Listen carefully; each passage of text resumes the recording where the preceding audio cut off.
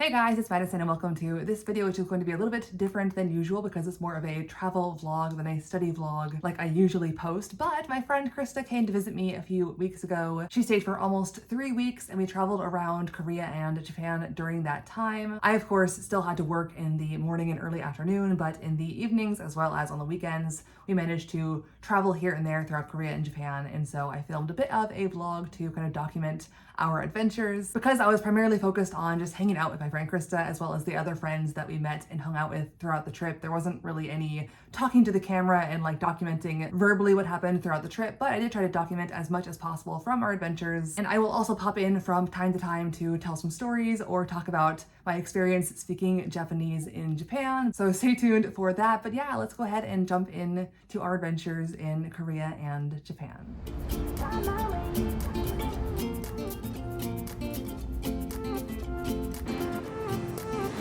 A new place, a new home for a while. Let me feel alive. Nothing to hold me back. Take my time, just enjoy the ride. A new man passing by. Life is good, best I've ever felt. Get me up, somewhere new, somewhere I can't find myself.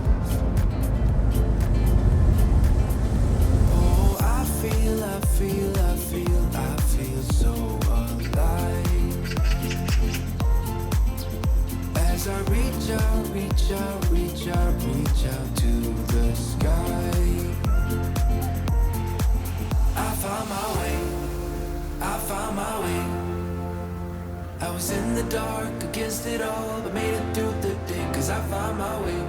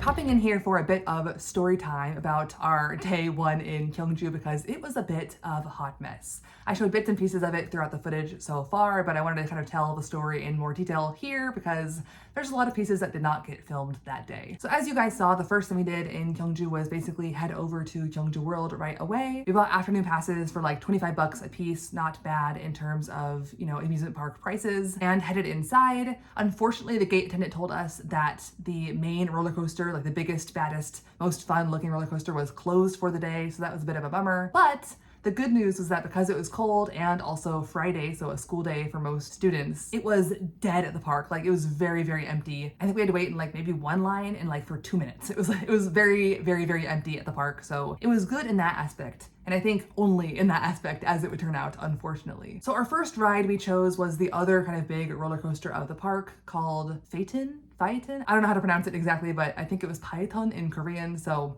whatever that ride is called, we rode that. It was one of those like harness over the shoulder, dangly leg kind of roller coasters, and I enjoyed it. It was fun for me. Christa, unfortunately, is a bit too tall for the ride, I think. Not officially, there's no maximum height for the ride, but the harness itself, she's 6'2", like 188 centimeters, and so she was very much like squished in from the front and top, just like crammed into the harness, not very comfortable. So even though she had a little bit of fun, I think it was not a comfortable experience for her, to say the least. And so we moved on to our next ride, which was, I think, called Kuraku. I'll put a picture on the screen of what it looks like. I've ridden this kind of ride before in Korea, not ever in the States, I think. I don't know if they have them in the States, but basically it's a circle that kind of spins around, and also the kind of arm of the thing slowly gets higher and higher and eventually kind of spins you upside down like this. And at the point where the arm goes up in the air like this, you're basically like suspended upside down in the air looking out on the views. And typically I don't really enjoy this kind of ride because I don't like the feeling of like dangling upside down in the harness. It kind of gives me anxiety, but because it was my first time in Gyeongju, I wanted to kind of see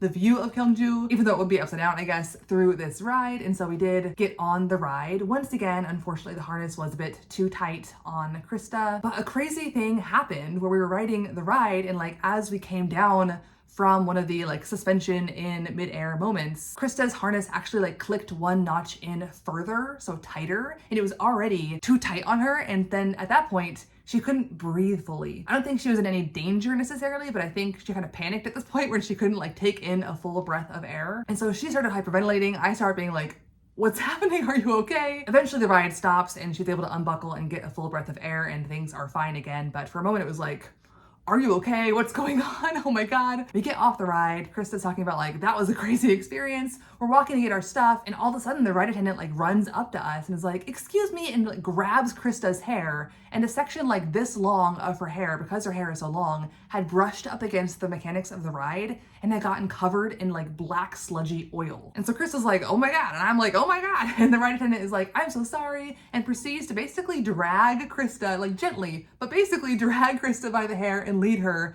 to the bathroom and like personally use soap to wash out the oil for like 5 minutes straight. At that point, both of us are like, you know, I think we're done with the excitement for right now. Let's just ride some easier level rides, so kind of not as thrilling rides, and just chill out for a little while. And so we ride kind of a very tame roller coaster next called Valkyrie, I think. It was pleasant. It wasn't very thrilling, but you know, it was fine for sure. After that, we decided to ride this ride called Dragon Race, I think, which was definitely a kiddie ride. The only people on the ride were us and like a 5-year-old kid, basically, with his mom like waving from the sidelines. We get on the ride. Weirdly enough, this was like the roomiest harness out of all the rides that Christa rode on that day. Like she could fit comfortably in this harness. For some reason, I don't know why they chose to make the kids ride the biggest, most comfortable harness for tall people, but that was the way it ended up being. Christa had mentioned that this ride had like one spice level as far as like thrillingness goes, and so it was supposedly at least mildly exciting. Honestly, when I first got on, especially with like the 5-year-old kid next to me, I was imagining it to be kind of like the Dumbo ride at Disney World, where like you basically are just riding in a car and it goes up and down in a circle the entire time. It didn't look really imposing from its appearance when we got on the ride, but we were shocked when the ride started going because it started turning us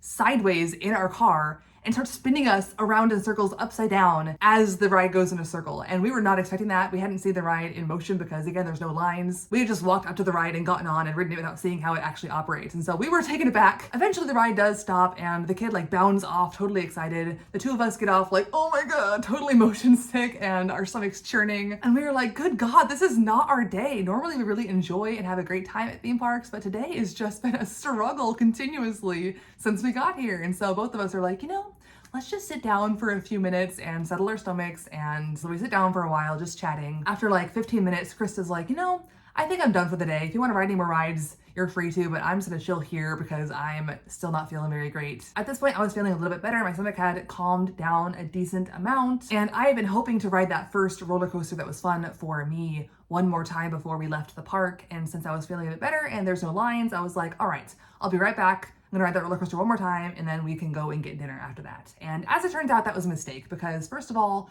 riding a roller coaster alone is not really that fun. As it turns out, the experience of doing it together is the most fun part of the ride. And second of all of the motion sickness that kind of calmed down within me came back in full force as I rode the ride. Even though the first time I had ridden it, there was no motion sickness at all because of all the other, you know, traumatic experiences we'd already experienced that day. My stomach had already been upset enough, and so adding more motion and loops and that kind of stuff was not helping anything at all. So I got off the ride being like, why did I do that? It was not as fun without her, and also I just feel totally sick now. And And so now both of us are like, all right, let's just go home. It's been a day. Gyeongju World is not for us, apparently. Let's just go get some nice food for dinner. And so we leave the park, we get in a taxi that's waiting outside, and we give the guy our address that we're going to for dinner. And he proceeds to have the most difficult time I've ever seen anyone have putting the address into the GPS. The first thing he does is he tries to use voice recognition software just to say the address into his GPS and have it populate options that way. But something about either the cadence of his speech or his Gyeongju accent saying the words, just his voice recognition software did not recognize what he was saying. But this guy did not give up. He tried saying this address probably like 40 times into his voice recognition software, and 0 of the times did he get it correct. Most people, when this happens, will slow down their speech and kind of enunciate more to kind of help the voice recognition software recognize their speech. But this guy, no. He kept going full speed over and over again with his Gyeongju accent, and the GPS was having none of it. And so finally, after like 5 minutes of struggling with saying the same thing over and over and over again, both Chris and I are thinking, should we offer to help? But we were like, we don't want to embarrass the guy by having it work for us and not for him. He kind of gives up for a second on the voice recognition stuff. He pulls a U-turn to start heading in like the general direction of where we're going. And as he pulls that U-turn, my stomach just turns. I'm like, oh God, the motion sickness is back in full force. So he goes a little ways and then he pulls over again at like a bus stop to try again with the address. And at this point, as my stomach is churning again, I'm thinking, should I go ahead and like get out of the back seat and get in the front seat? Because when I do get motion sick, often being in the front seat is more helpful than being in the back seat. But honestly, my social anxiety and like sitting next to the driver was too much. And so I was like, I'll just stay in the back and just hope for the best, which as it turns out was a mistake. But we'll get to that later. So our driver dude is still struggling with the GPS. He's finally like trying to type it in to the actual keyboard of the GPS. But even that he struggles with. Like he's like, how do I get to the numbers? And both of us had to like instruct him on like where to move his finger on the keypad to get to the numbers screen. I don't know how this guy is a taxi driver for a living. He uses the GPS literally every single day. Man, the guy struggles so much. But eventually we got the address in and we start going to our destination. I had chosen to remain in the back seat, but boy, I was feeling sick already. I was just desperately looking through the middle console and like staring at just the road and the navigation system, like back and forth, like road, navigation, because on the navigation screen was the arrival time. And so I was like desperately just looking at the clock and the arrival time and the road and just praying that we'd get there soon because I was just really not doing well. The further we got, the more I was feeling sick. There was one point where he pulled into the left turn lane at some intersection and the navigation said we were supposed to go straight.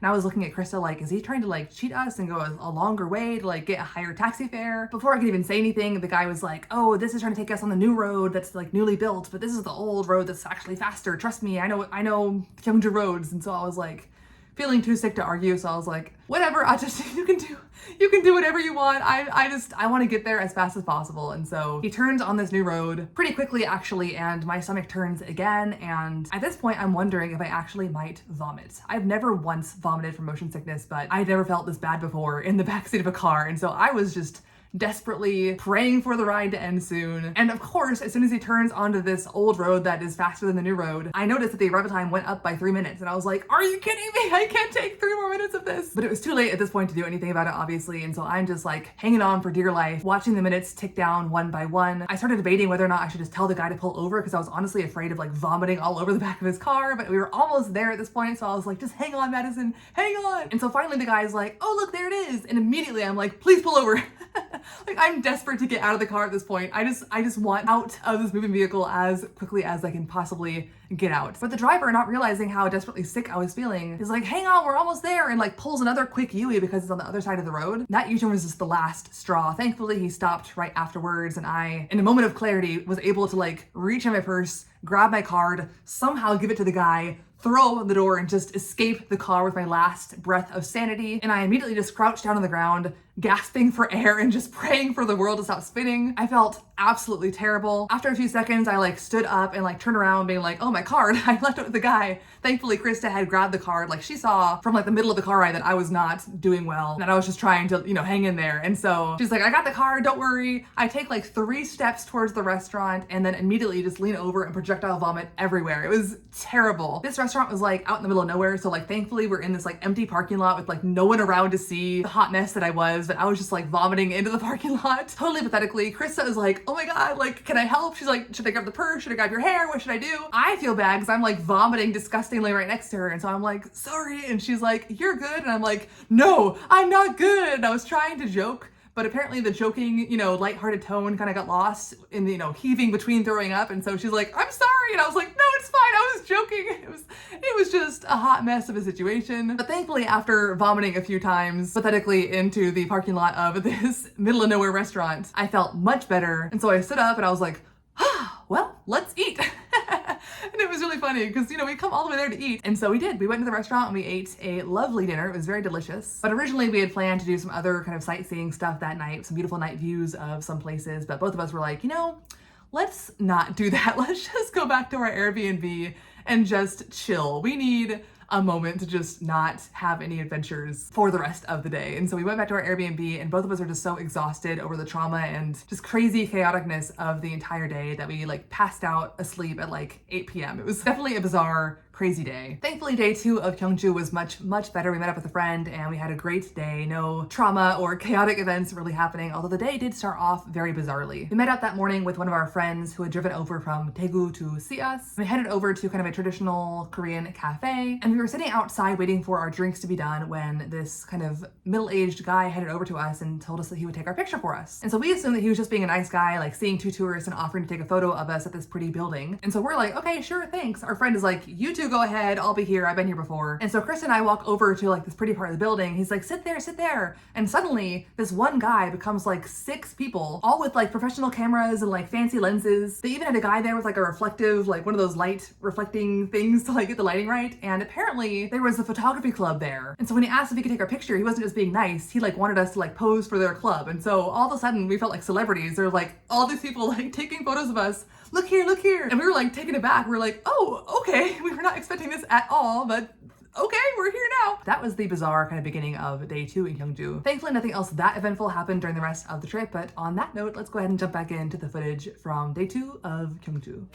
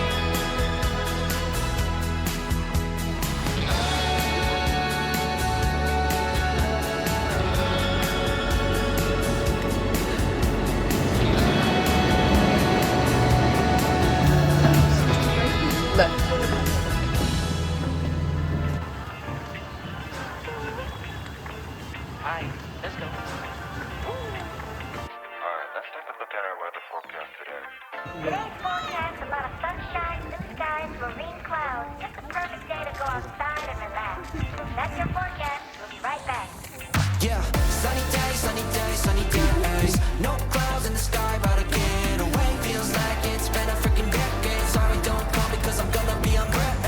Sunny day, make way. All the stress and doubt, yeah, not today. Feels like it's been a freaking decade. Sorry, don't call me cause I'm gonna be on break. Got the Tropicana, fresh cut sushi on a platter. Brandy, Henny, it don't matter shots. Till I drop, go like 24/7, golden hour like a boss. And they say, yo, guess you got a 2 o'clock appointment for a champagne shot, whoa, yeah. I'm busy trying to take it higher, got no time for never, only spending cheddar. Wish I could do this forever. Chilling with the hottest company, they all wanna welcome me to their private penthouse suite. Yeah, now I got the key. Rooftop pool, got a heavy on speed. Ocean view from the highest peak. I'm complete. Oh, I want this to stay. Please don't go. Yeah, sunny days, sunny days, sunny days. No clouds in the sky, about to get away.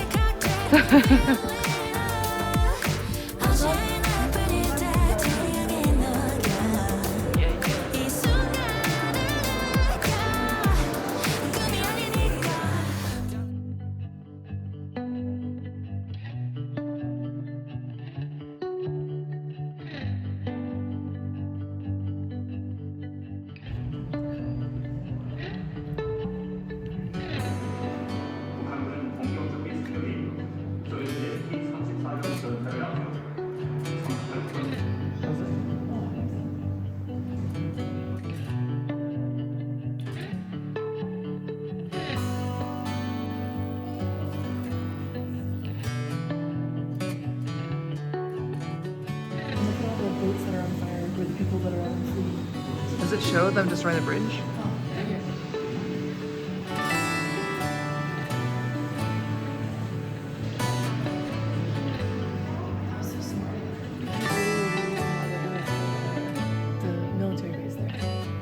That would make sense.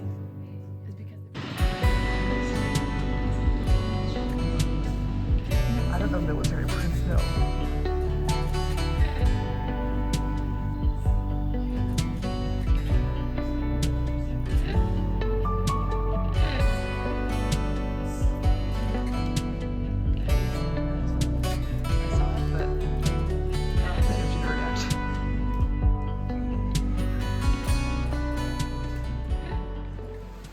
Beans telling things are well.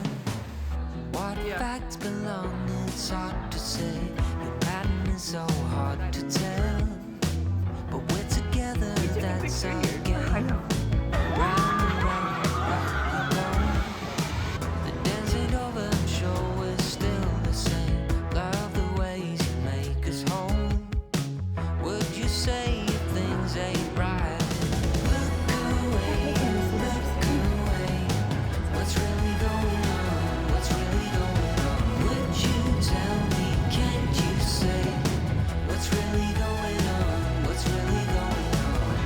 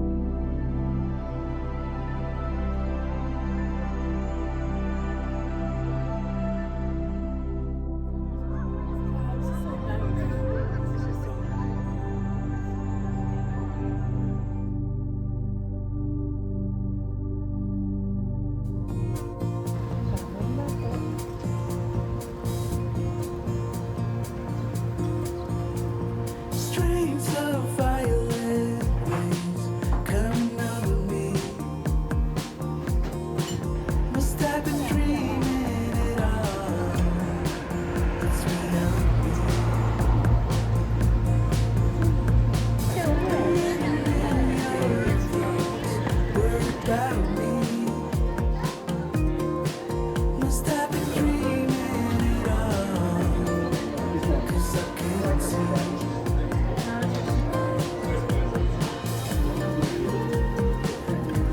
It's other me, way beyond me. But I'll take the chance now.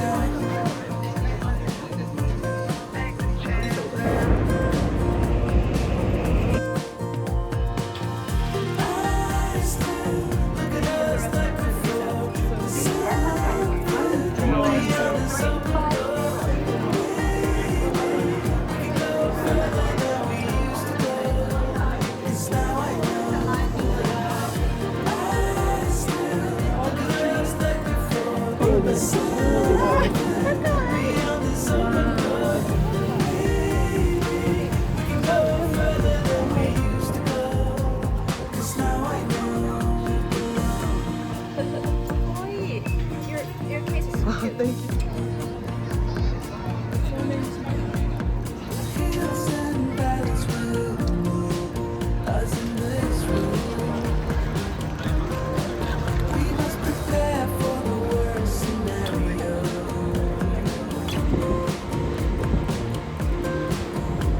But now that I know your thoughts are about me, I can go through it all no matter what. I came in September.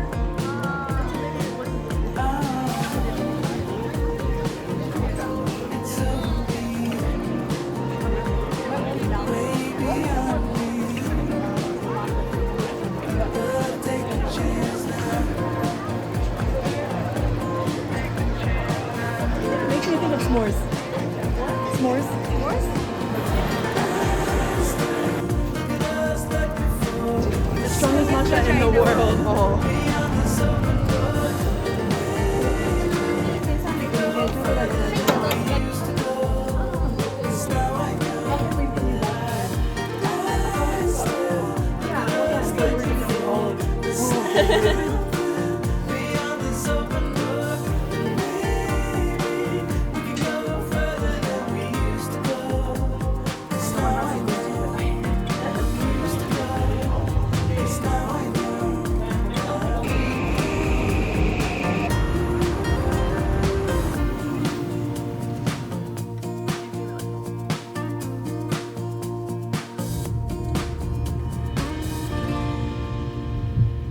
All right, popping in one more time to talk about my first experience ever in Japan. First of all, very, very fun, but very, very jam-packed for sure. First of all, arriving at such a late hour and like getting to our accommodations at around like 3 a.m.-ish, I think, Japan time, kind of set a tone of exhaustion that like lasted the entire trip, I think. Especially because our Airbnb, even though it was kind of reasonably priced and cute and cozy and, you know, nice feeling inside, the beds were not comfortable at all. We were basically sleeping on the floor in like a little kind of padded cushion thing, and it was not very padded or cushioned. So it really just felt like we were sleeping on the floor basically. And so our sleep was not great throughout the course of the trip. And adding to that was the fact that right next door to our building was construction that started at like 8 in the morning. And so every morning we were harshly awoken by like, you know, grinding and hammering and pounding sounds of just construction noises, which was not the most pleasant thing either. And so both of us were just, I think, a bit tired and sore the entire weekend for sure. Team Lab Planets for sure was a highlight of the trip. I wasn't really sure what to expect going in, especially when they said to take off your shoes. I was like, what's going on? I was not planning for like a barefoot experience on this trip, but it ended up being super, super cool for sure. And the rest of the weekend was basically us seeing old friends or acquaintances, which was fun, of course. But yeah, as far as using Japanese is concerned,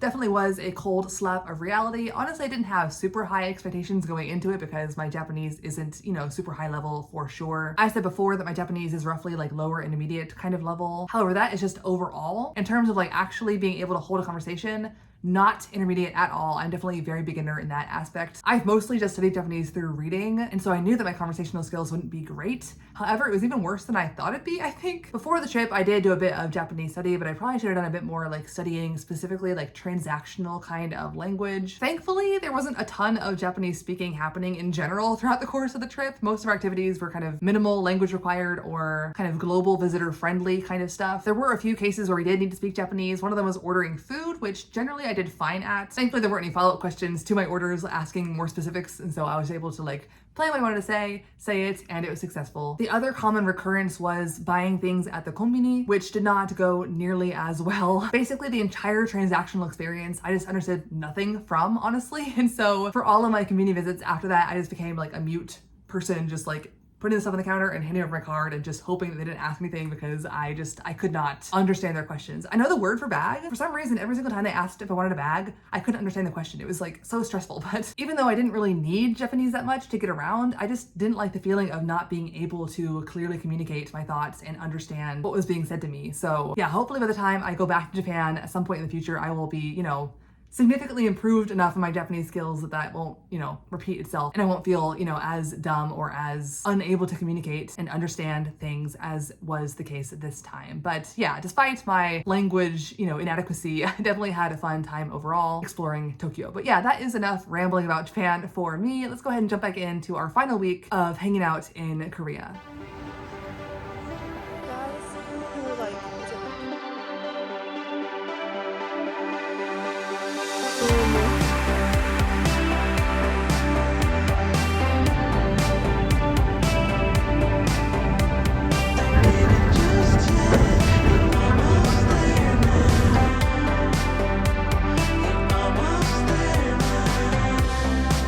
I'm still walking the same road.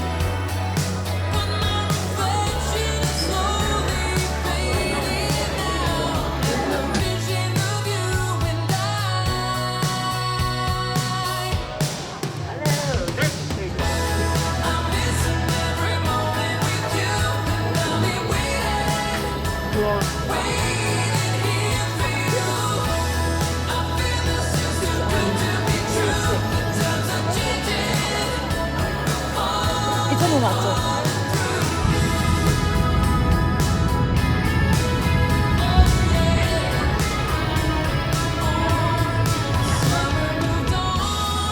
I just have to do it before I leave.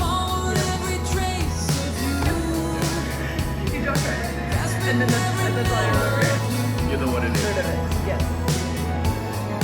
Sort of it. Yes.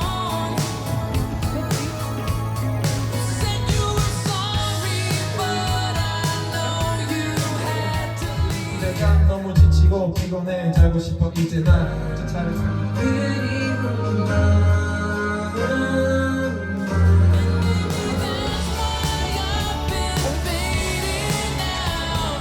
I don't know, like melody in the background.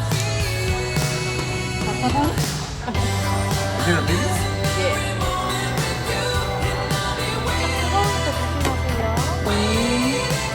감사합니다. She did. 진짜